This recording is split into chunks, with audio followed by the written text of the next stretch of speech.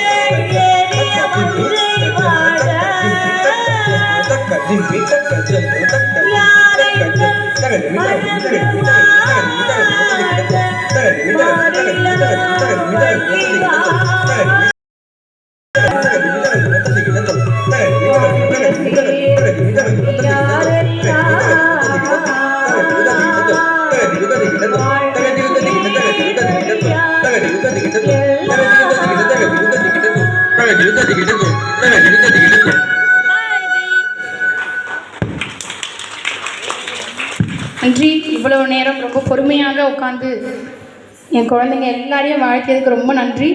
ஒரு 5 நிமிஷம் அவங்களுக்கு எல்லாருக்குமே ஒரு நினைவு பரிசு வழங்க வைக்கிறோம்.